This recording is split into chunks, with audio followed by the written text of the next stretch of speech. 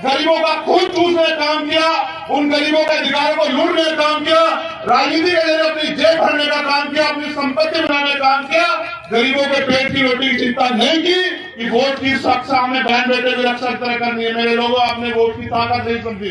जो तुम्हारी बस्ती में नहीं आना चाहता, जो तुम्हारी गली से नहीं निकलना चाहता, जिसको तुम्हारे बराबर में बैठने से भी नफरत है, जो तुम्हारा छुआ पानी भी नहीं पीना चाहता, वो भी कहता मुझे वोट दे देना। कि जो समाज अपना इतिहास नहीं जानता वो कभी अपने भविष्य का निर्माण नहीं कर सकता। आप ये बताओ कैसी आजादी है जब हम अपने गांव में अपने महापुरुषों की जन्म जयंती नहीं मना सकते, तो बताओ हम कितने आजाद हुए देश में।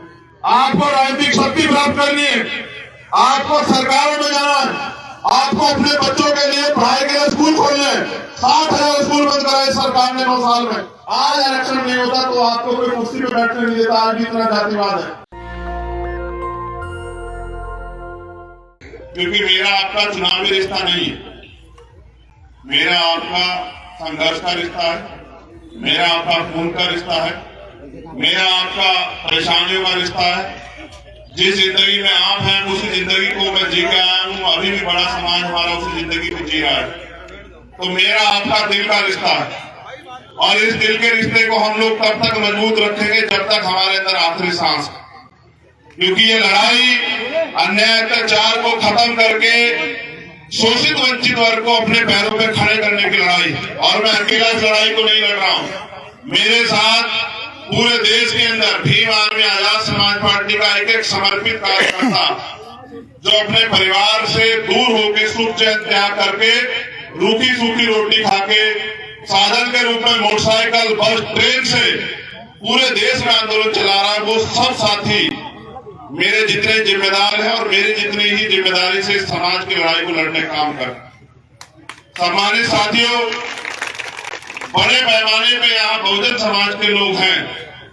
मुझे आपसे ये कहना है कि आपको भारत में एक भी अधिकार मांगने से नहीं मिला, ना ही किसी ने दया करके दिया। जो भी अधिकार आपके पास है उसके लिए आपके बड़ों को, पूर्वजों को, महापुरुषों को बहुत सारी कीमत चुकानी पड़ी है। क्योंकि अधिकार मांगने से नहीं मिलते, अधिकारों को छीनना पड़ता है। और बाबा साहब अम्बेडकर कहते गए कि जो अधिकार छीन लिए हैं उनको तो छीन कर ही वापस लेना पड़ेगा। आज की जो सरकारें बैठी हैं वो सरकारें आजादी से पहले माहौल में हमें ले जाना चाहती। उस माहौल में जब हमारे पास कोई अधिकार नहीं था। मैं अगर उनकी खामियां गिनाने की बात करूं तो पूरा दिन बीत जाएगा, इतनी खामियां हैं। लेकिन मैं तो आपको आपकी खामी बता रहा हूं कि जो समाज अपना इतिहास नहीं जानता वो कभी अपने भविष्य का निर्माण नहीं कर सकता। आपको अपने आप को जानने के लिए अपने इतिहास को जानना चाहिए। और इतिहास ये है कि जब तक भारतीय संविधान लागू नहीं हुआ तब तक इस देश में आपको सीमित अधिकार थे। आपको खुली हवा में सांस लेने का सम्मान के साथ अधिकार मिलता मिला जब भारतीय संविधान लागू हुआ। ये बात मैं आपको पूरी जिम्मेदारी से कह रहा हूँ। शासन प्रशासन के लोगों का भी धन्यवाद देता हूँ कि उन्होंने अपनी जिम्मेदारी अदा करी, जो जानकारी उनको तो उसके अनुरूप उन्होंने अपनी व्यवस्था यहाँ की। लेकिन सम्मानित मेरे भाइयों बहनों, मैं आप में से मैं जब अभी, क्योंकि 2 दिन से मैं घर था, माँ की तबीयत खराब थी, मैं उनको देखने के लिए गया। जैसी माँ आपके पास है, आप तो मेरी माँ हुई, लेकिन एक ऐसी माँ घर में भी बेटा होने का फर्ज अदा करने गया था। आज जब निकला तो उनके साथ एक तस्वीर खींच के निकला, ये कह के उनसे कि देखो मेरे पास बहुत करोड़ों माओं की जिम्मेदारी, आपको महापुरुषों का आशीर्वाद मिले, आप स्वस्थ रहो, लेकिन मैं उस जिम्मेदारी को भी, उस कर्तव्य पथ को भी नहीं त्याग सकता जो मेरे कंधों पे। तो उस कर्तव्य पथ को निभाने के लिए निकला हूं। वो कर्तव्य पथ ये है कि जब तक देश में रहने वाले अंतिम व्यक्ति को भी वो सुविधाएं और वो अधिकार नहीं मिलता जो इस देश के अमीर लोग ले रहे हैं, तब तक ये लड़ाई पूरी नहीं होगी। जब तक अंतिम व्यक्ति भी, जो गरीब खेती किसानी करने वाला किसान या मजदूर, या वो अंतिम व्यक्ति जो बहुत दूर कहीं इस उम्मीद के साथ जी रहा है कि उसका जीवन भी बदलेगा, उसको भी अधिकार मिलेंगे, उसको सम्मान का जीवन मिलेगा, उसके जीवन में भी अवसर आएंगे, ये लड़ाई उसकी लड़ाई। मैं अगर आपको जो बताना चाह रहा हूं उस पर गौर कीजिए कि 14 अगस्त 1947 को 1947 को हम लोग भारत में गुलाम थे। 15 अगस्त 1947 को आजादी मिली, लेकिन लड़ाई यही से शुरू होती है। 14 अगस्त को जो हमारी आर्थिक स्थिति थी, सामाजिक स्थिति थी, राजनीतिक स्थिति थी, धार्मिक स्थिति थी, उसमें कितना परिवर्तन हुआ। 14 अगस्त को जिसके खाते में 100 रुपए थे, 15 अगस्त को आजाद होने के बाद उसके खाते में कितने पैसे आए होंगे, आपने कभी सोचा? अगर नहीं सोचा तो जानकारी ले लो कि 14 अगस्त को जिसके खाते में 100 रुपए थे, 15 अगस्त को उसके खाते में 100 रुपए। देश की जो पावर थी अंग्रेजों ने यहां के ताकतवर लोगों के हाथ में दे दी। पहली सरकार बनी अंतरिम सरकार बिना चुनाव के, पंडित जवाहरलाल नेहरू प्राइम मिनिस्टर बने और उन्होंने वादा किया बाबा साहब अम्बेडकर से, क्योंकि बाबा साहब अम्बेडकर ने जब एक अधिकार हमें वोट का दिलाया, उन्होंने उस दिन एक बात कही मीडिया के सामने। जब मीडिया ने पूछा कि आज आपको कैसा लग रहा है, उन्होंने कहा आज मैंने रानी का पेट चीर दिया है, आज के बाद राजा बैलेट वोट से तैयार होगा, आपकी वोट से तैयार होगा, आज के बाद राजा मेरे लोग तय करेंगे राजा कौन बने। एक वो अधिकार, और दूसरा अधिकार जब संविधान लागू हुआ तो पंडित जवाहरलाल नेहरू ने बाबा साहब अम्बेडकर से कहा संविधान में जो आपने लिखा उसको लागू कराएंगे, हम आपसे वादा करें। लेकिन वो वादा सिर्फ छलावा साबित हुआ। छलावा इसलिए, जैसे मैंने कहा 14 अगस्त को जो हमारी स्थिति थी, 15 अगस्त को भी वही थी। और फिर जब 26 जनवरी 1950 को संविधान लागू हुआ, पहली बार हमें अधिकार मिले। उन अधिकारों का प्रयोग करके पढ़ लिख के उस दिन से हमारी पढ़ाई लिखाई और आगे बढ़ने की सही स्थिति शुरू हुई। पढ़ लिख के हम अपने पैरों पर खड़े हुए, आरक्षण की वजह से रोजगार मिले, नौकरियां मिली। उन नौकरियों को मिलने के बाद हमारे जेब में पैसे आए, उन पैसों की बदौलत हमने अपने बच्चों को पढ़ाना शुरू किया, अपने घर बनाने शुरू किए, अपने साधन जोड़ने शुरू किए। तब जाके हम लोग इस देश में थोड़े बहुत खड़े हो पाए। मैं आपको समझाने का ये प्रयास कर रहा हूं कि देश तो आजाद हुआ, लेकिन आप आजाद नहीं हुए। आप आजाद कब होते कि आजादी के साथ जो गरीब था उसको भी इतने साधन और संसाधन मिलते जितने अमीरों के पास थे। आजादी हुई, गरीब गरीब रह गया, अमीर अमीर रह गया। और गरीबों को जो अधिकार मिले, आज की सरकारें उन अधिकारों को लूटने का काम कर रही। जो थोड़े बहुत अधिकार दलित पिछड़ों को मिले, आदिवासियों को मिले, सरकार की गंभीर नजर उन पे है कि किस तरह से इनके अधिकार छीने। ये आजाद भारत है, बहुत सारी शिकायतें, लेकिन आपसे कहनी पड़ेगी। आप ये बताओ 14 अप्रैल अब आ रही है, नहीं आ रही है? आज सब लोग अपने अपने गांव में बाबा साहब अम्बेडकर की जयंती मनाओगे। आप जाओ परमिशन मांगने के लिए, पहले तो आप प्रोग्राम करोगे, पुलिस के लोग आप कहेंगे भाई आपको परमिशन नहीं है। जब आप परमिशन मांगने को जाओगे तो कहोगे नहीं, प्रथा चालू नहीं होगी। आप ये बताओ कैसी आजादी है जब हम अपने गांव में अपने महापुरुषों की जन्म जयंती नहीं मना सकते, तो बताओ हम कितने आजाद हुए देश में। परमिशन, आप देखो भारत एक सेकुलर कंट्री है, हर धर्म को धार्मिक आजादी है, हर धर्म को मानने वाले को धार्मिक आजादी है। जब अन्य धर्म के लोग अपने धार्मिक उत्सव को कर सकते हैं तो कुछ लोगों में पाबंदी क्यों? अभी हिंदू धर्म को मानने वाले लोगों ने हनुमान जयंती का त्योहार मनाया, आपने किसने विरोध किया? किसी ने परमिशन मांगी? कहीं देखा आपने? अब 14 अप्रैल आएगी, आपकी आस्था बाबा साहब अम्बेडकर ने, बाबा साहब अम्बेडकर में, अब आप कहोगे तो कहेंगे परमिशन।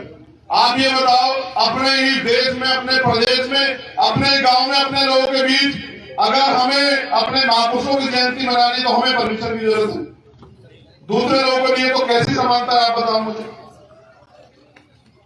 अभी देखो, हमारी लड़ाई किसी के धर्म से नहीं है, क्योंकि हम अपने गुरुओं, संतों, महापुरुषों में आस्था रखते हैं। और हमारे महापुरुषों ने कभी नहीं सिखाया कि किसी दूसरे धर्म का अपमान करो, ना हमारे लोग करते हैं।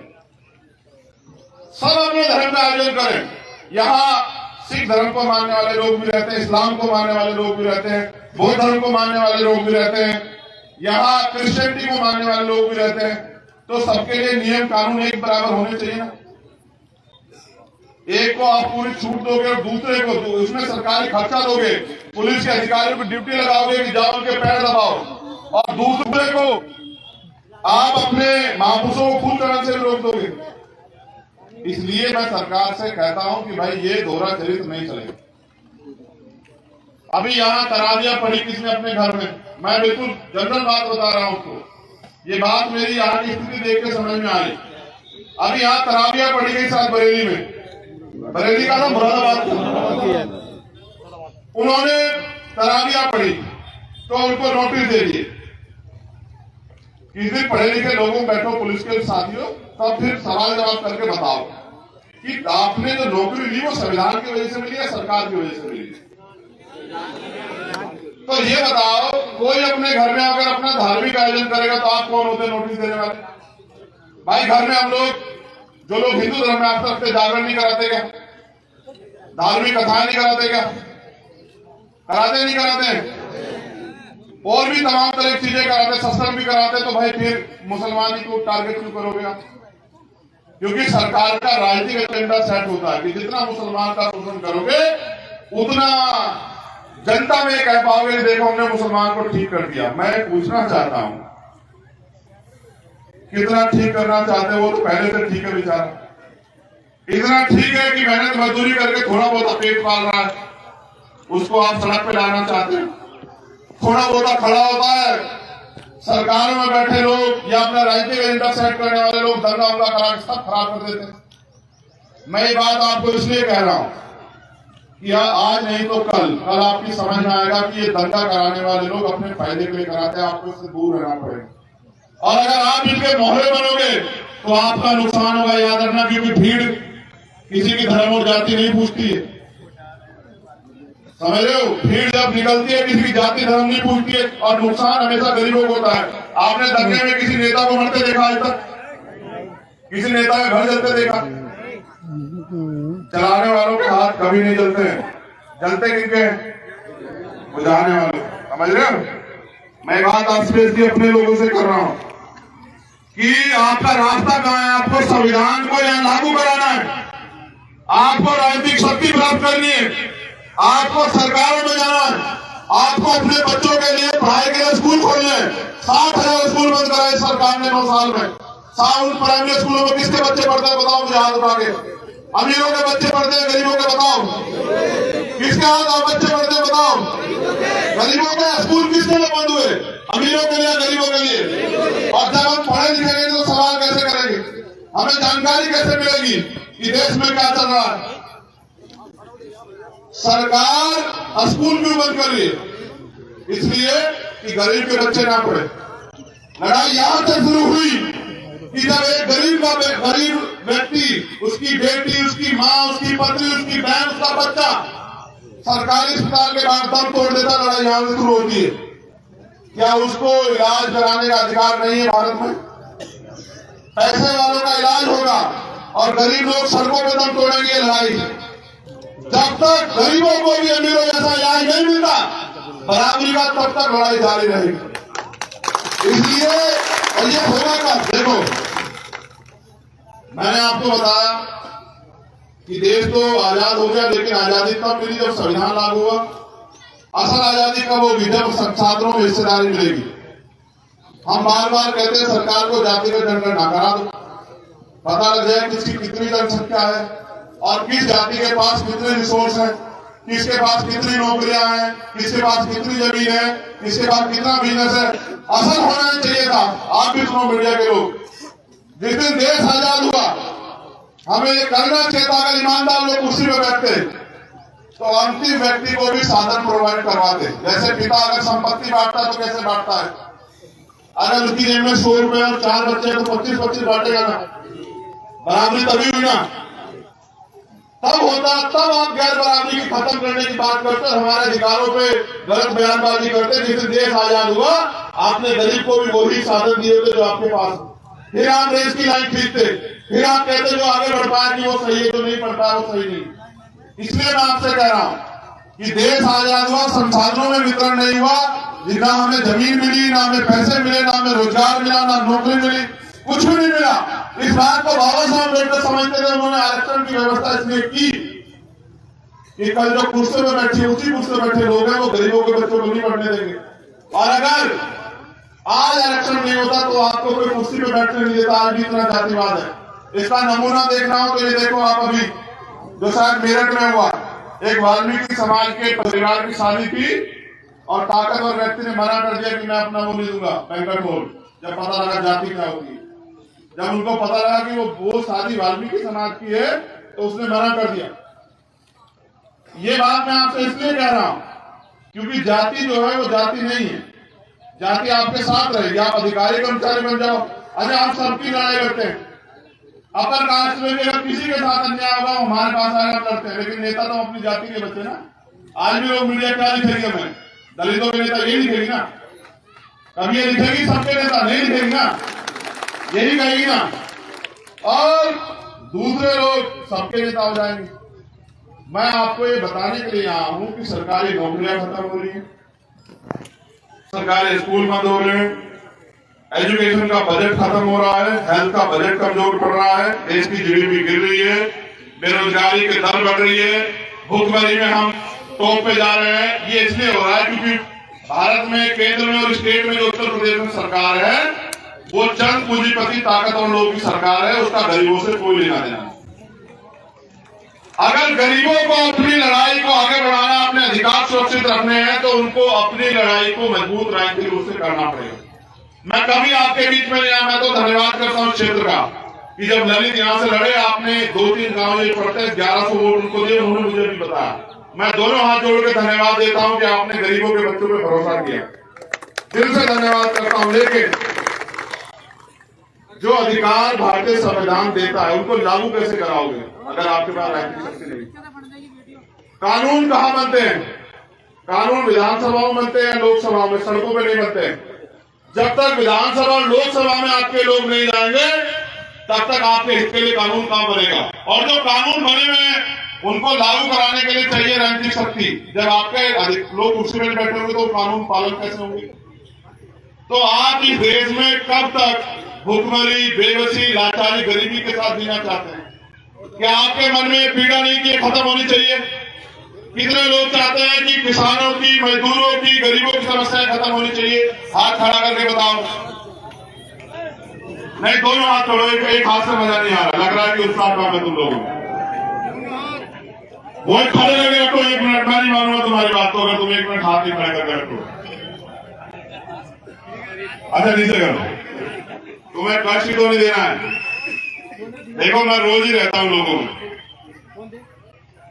कहीं ना कहीं भ्रमण करता रहता हूं। कल मुझे सुबह कानपुर जाना है, उरई में, वहां हमारे साथी नील पटेल नेशनल जनमत चलाते हैं, उनकी माता जी की डेथ हो गई थी, उनके घर, उनके यहाँ प्रोग्राम है गाँव में, सब लोग इकट्ठा होंगे, वहां चर्चा करेंगे कि भविष्य में हम लोग किस तरह आगे बढ़ना है। फिर मैं 10 तारीख को जाऊंगा गंगानगर सिटी, राजस्थान, हमारी सभा। फिर 12 तारीख को मैं फिर यही आऊंगा बिजनौर में, हमारा प्रोग्राम है 12 तारीख में। फिर 14 तारीख को हम लोग जाएंगे मध्य प्रदेश, मैं और हमारे उत्तर प्रदेश के साथी अन्य दलों के वो। फिर 16 में फिर मैं आपके पास आऊंगा। मुझे इस काम को करने में इतना आनंद आ रहा है आप सोच नहीं सकते। और उसका आनंद का कारण बताऊं क्या है? क्योंकि जो प्यार आपसे मिलता है ना, वो करोड़ों रुपए से भी ज्यादा ताकतवर। जब वो माँ सड़क पे मिलती है, भाई सड़क पे मिलता है, या वो बाबा, चाचा, ताऊ मिलते हैं, सर पे हाथ रखते हैं और वो माँ पूछती है कि कैसे हो तुम, ठीक होना? तो ऐसा लगता है कि चारों तरफ अपने ही लोग घूम रहे हैं। और उनको बहुत उम्मीद है हम लोगों से कि उनको हर बार धोखा देगा, अब उनको धोखा नहीं मिलेगा। मैं यहाँ मंच पर उपस्थित अपने नेताओं से भी कहना चाहता हूँ कि पुराने लोगों ने जो गलतियां की राजनीति में, उनसे सीख लेनी और भाईचारा पैदा करना है कमजोरों में, शोषितों में। मैं तो अपने लोगों से पूछता हूँ, जब मैं अति पिछड़े वर्ग के लोगों में जाता हूँ, पाल प्रजापति से पूछता हूँ, भाई तुम्हारे, चलो बहुत सारे धर्म तो ठीक है, तुम्हारे बच्चों को रोजगार कहां से मिलेगा? तब उनके पास कोई जवाब नहीं होता है, क्योंकि वो भी पीड़ित वंचित, उनको भी किसी ने हाथ पकड़ के साथ नहीं बिठाया। जाति है कि जाति नहीं, जाति के आधार पे ऊंच नीच है, ऊंच नीच के कारण हम लोग एकजुट नहीं। इसलिए हमारे महापुरुषों ने टुकड़ों में बटे हुए समाज को बहुजन समाज का नाम दिया। दलित, पिछड़े, आदिवासी, अन्य धार्मिक अल्पसंख्यक, और इनकी लड़ाई लड़ने के लिए लोगों को तैयार किया। मैं उनमें से एक, मैं आपका नेता नहीं, आपका बेटा हूं, आपका भाई, और इसलिए आपके बीच में हूं क्योंकि जो ये बहनें माए बैठी हैं, बताओ तुम घर में रोजगार चाहते हो नहीं चाहते हो, तुम्हें रोजगार मिले, बताओ हाथ उठा के। ये मुझसे सच सुनना चाहते तो सुनो, मेरी माँ खेत पे जाती थी घास लेने और सर पे 30-40 किलो घास की गठरी लेके आती थी और वो दूध बेचती थी, तब जाके हम लोग आगे बढ़े। मैं जानता हूं हम लोग के क्या हाल है, मुझे कुछ बताने की जरूरत नहीं, मैं वहीं से निकल के आया, मैं बहुत अच्छी तरह जानता हूं कि किस तरह मेरी माँ अपना पेट काट के हमारे पेट भरती थी, और आप भी भरती हो। आप भूखी रह के अपने बच्चों को पालती हो, इसलिए कि आपके बच्चे कल कामयाब हो जाए और आपकी गरीबी दूर हो। गरीबी ऐसे दूर नहीं होगी, गरीबी ऐसे दूर होगी जब आपके बच्चों को रोजगार मिलेगा, वो नौकरियां करेंगे, या उनको बिजनेस करने की आजादी मिलेगी, या आपको रोजगार मिलेगा। अगर देखो, मैं बाबा साहब ने कहा मुझे पूजने की नहीं, मुझे पढ़ने की जरूरत है। मैं मूर्तियों में नहीं, किताबों में आपसे भी कह रहा हूं, अपने महापुरुषों के विचारों पर चलोगे तो आपको कामयाब होने से कोई नहीं रोक सकता। सदगुरु रविदास जी महाराज ने क्या कहा सुना आपने? कहा, ऐसा चाहो राज में जो मिले सब अनुवन, और छोटे बड़े सब समझे रविदास रहे प्रसन्न। इसका मतलब समझते हो? मैं बताता हूं। आज से 650 साल पहले उन्होंने कल्पना की कि राज व्यवस्था कैसी होनी चाहिए। उन्होंने इस पे अपना लेख लिखा कि राज व्यवस्था ऐसी होनी चाहिए जिसमें कोई गम ना, जिसमें किसी कोई दुख ना हो, है ना, किसी को खाने के लिए अन्न की दिक्कत ना हो, किसी को तन ढकने के लिए कपड़े की दिक्कत ना हो, किसी के सर पे छत ना हो, ऐसी समस्या किसी के सामने ना हो, कोई चोरी ना हो, किसी की हत्या ना हो, कोई लूटपाट ना हो। पूरी दुनिया में कोई नहीं लिख पाया। आप ऐसे संतों गुरुओं की औलादे हो, उनके वंशज हो। ऐसा लिखने वाले जिन्होंने नाम दिया उस राज का बेगमपुरा राज, बेगम, जिसमें कोई गम ना हो, ऐसा राज लाने की बात उन्होंने की। ऐसे राज की व्यवस्था उन्होंने की। बाबा साहब अम्बेडकर ने संविधान में उसी राज की कल्पना संविधान के अनुसार की। लेकिन मक्का सत्ता में बैठे हुए लोगों ने गरीबों का खून चूसने का काम किया, उन गरीबों के अधिकारों को लूटने का काम किया, राजनीति के जरिए अपनी जेब भरने का काम किया, अपनी संपत्ति बनाने का काम किया, गरीबों के पेट की रोटी की चिंता नहीं की।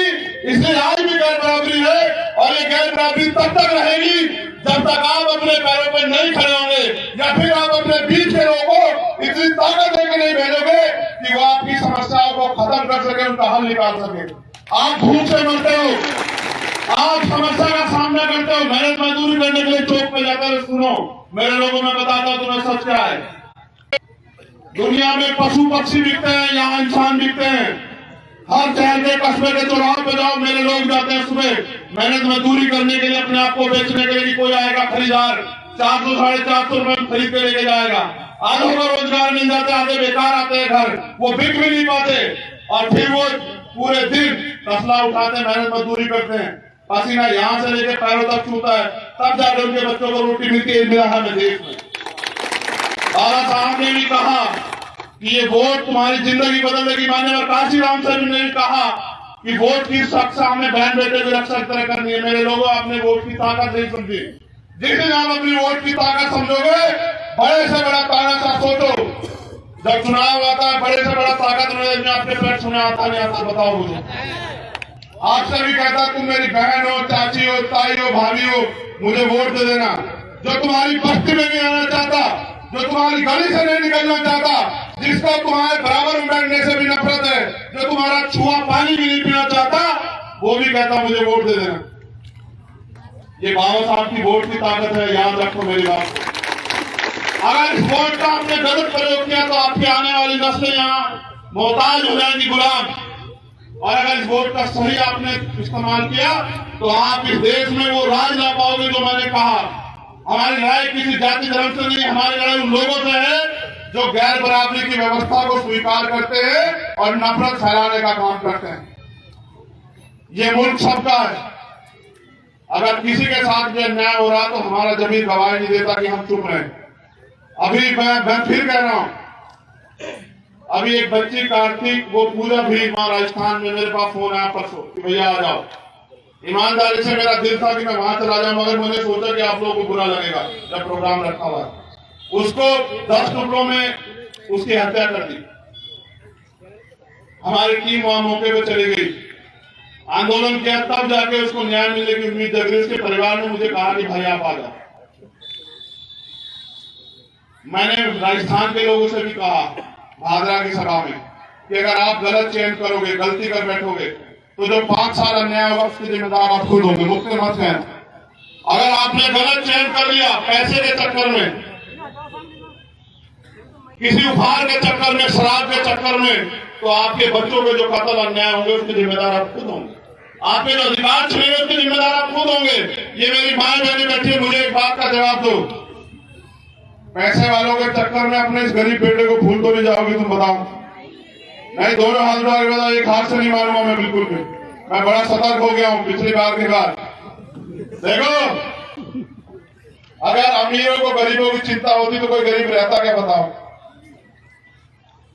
अमीरों के कुत्ते भी घी खाते हैं, उनके कुत्ते भी गाड़ी में घूमते हैं इसी में। देखो, वो बटर लगी हुई थी, वो ब्रेड खाते हैं, आप सूखी रोटी खाते हो।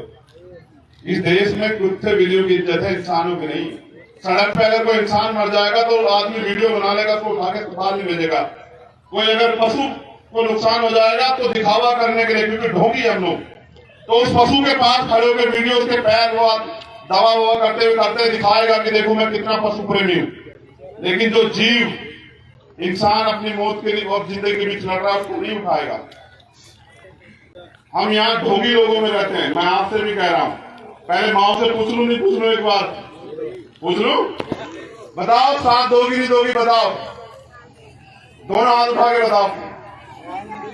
ऐसा तो नहीं वो पैसे और शराब वराब लेके आ जाओगे, कहोगे कि अपने बेटे को भूल जाते हैं, ऐसा तो नहीं है? बताओ। और वो राशन भी बांट रहे हैं। अब देखा आपने क्यों बांट रहे राशन? आपको पता है? देखो, राशन देते हैं 1 महीने में 4 किलो, यही दे रहे हैं ना? 4 किलो राशन कितने का आता है?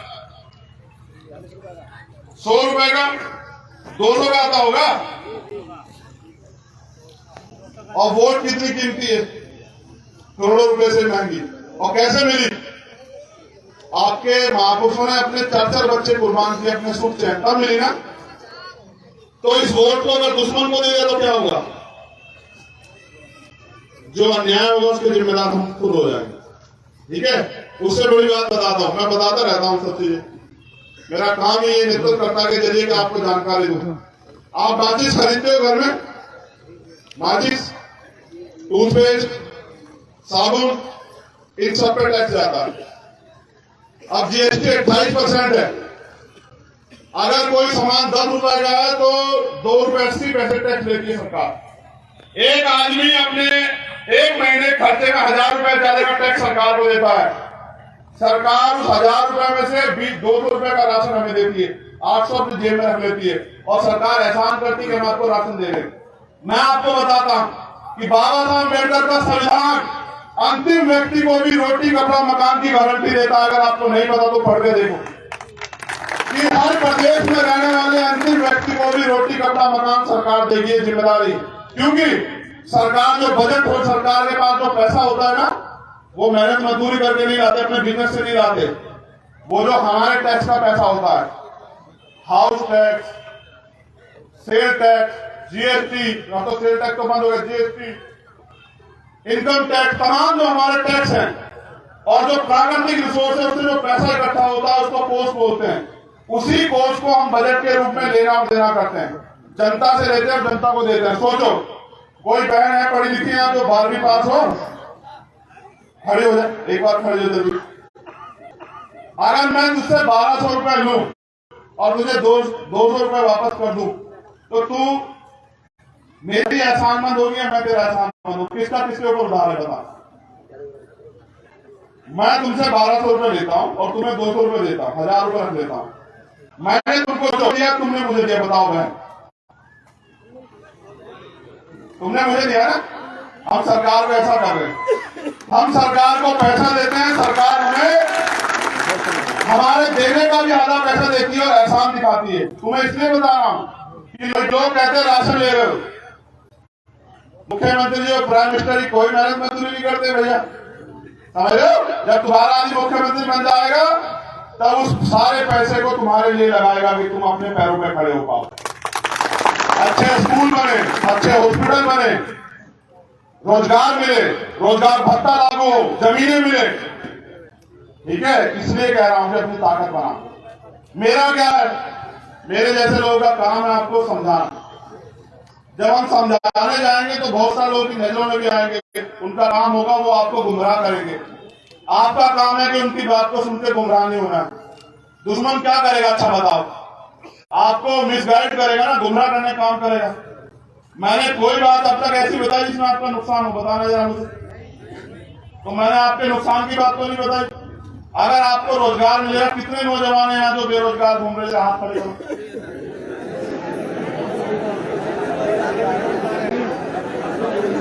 नीचे करो, बताओ। इसका मतलब मैं समझू कि बेरोजगार लोगों ने ठान लिया कि अब रोजगार देने वाला बना। ठीक है, भारत के अंदर 51% युवा है भाई, बहनें और भाई मिला के, और 51 जो देश की सरकार बनती है वो 37-38% वोटों बनती है।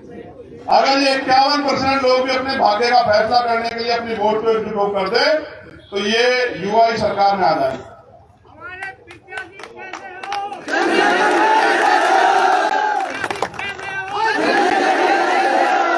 एक बात और, ये बहुत जरूरी बात है, आप सबसे कह रहा हूं, आपसे भी कह रहा हूं, ध्यान पड़े।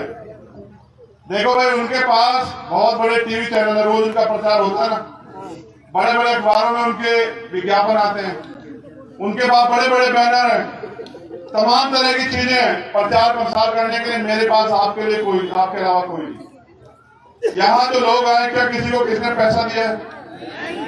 कोई एक भी ऐसा हो तो बताओ। किसी को साधन दिया है कि भाई साधन से आ जाना? आप मेरी ताकत हो, मैं जो कुछ हूं आपकी वजह से। मैं आपसे कह रहा हूं, मेरी बात पे गौर करो, ताली बजाने की बजाय आप जहां खड़े हो बस आप मेरा इतना काम कर देना कि जो सामने वाला खड़ा उसको बता देना कि इस बार हम अपने भाई को ताकत देने के लिए तैयार, इस बार हम अपने भाई को कामयाब करने के लिए तैयार। मुकाबला हम लोग नहीं कर सकते तो हमें अपनी मनी माफिया मीडिया बनाना पड़ेगा। मेरा मीडिया आप, मैं जब इस दिन यहाँ आऊंगा बिना चुनाव लड़ने तो आपसे पैसे लेके चुनाव लड़ूंगा, खाली हाथ आऊंगा वहां से। मैं फिर कह रहा हूँ, बिल्कुल साफ बता रहा हूँ, रोटी भी आप ही खाऊंगा, आप ही की दी हुई जगह में रहूंगा, पैसा भी आपसे लूंगा चुनाव प्रचार का सारा, यहां तक कि पर्चा भरने का भी। लेकिन उसके बदले में मैं आपको क्या दूंगा? यहां नगीना का हर एक व्यक्ति अपने आप को एमपी मानेगा, इस बात को याद रखो। और उसके बाद जो ताकत तुम यहां से बना के भेजोगे मेरे लोगों, उसके बाद आपको किसी का हाथ फैलाना नहीं पड़ेगा, ये भी मेरा वादा है। इसलिए क्योंकि बाबा साहब अम्बेडकर ने कहा कि राजनीतिक सत्ता वो चाबी है जो सारे ताले खोल सकती है, तो इस देश की सत्ता में आप लोग आओ, इसके लिए हम लोग लड़ रहे हैं पूरे देश में। और मेरा मानना है नीले पट्टे वाले लोग आपको इस गुलामी से आजाद करा के छोड़ेंगे। और ये जो अधिकारी कर्मचारी हमारे हैं, आपको भी मैं गारंटी देता हूं कि आपकी जो पुरानी पेंशन है जो सरकार ने बंद की है उसको बहाल करेंगे हम लोग, मेरी बात को याद रखें। ये जो इधर खड़े हैं दोनों तरफ, इनसे भी कह रहा हूं, जब आप बूढ़े हो जाओगे, नौकरी खत्म हो जाएगी, तो फिर आप पे पैसा नहीं होगा तो आपको भी कोई नहीं पूछेगा, आपको भी पुरानी पेंशन हम लोग देंगे, ये बात याद रखना। जो गरीब है, जिन पे जमीन नहीं, उनको जमीन देंगे, जो बेरोजगार है उनको रोजगार देंगे, और अपने लोगों को देंगे आत्मसम्मान और स्वाभिमान का जीवन, कि वो स्वाभिमान सम्मान से हर जगह घूमे और अपने जीवन को जिए। आप यहाँ आए, आपने मुझे सुना, इतना प्यार दिया, बहुत बहुत धन्यवाद। नेशनल दस्तक की आपसे गुजारिश है कि अगर इसको बचाना चाहते हैं तो नेशनल दस्तक को सब्सक्राइब करने के लिए रेड कलर के सब्सक्राइब बटन को दबाएं, फिर बेल आइकन की घंटी दबाएं। नेशनल दस्तक को बचाने के लिए बहुत जरूरी है कि हर खबर को शेयर करें, लाइक करें, कमेंट जरूर करें।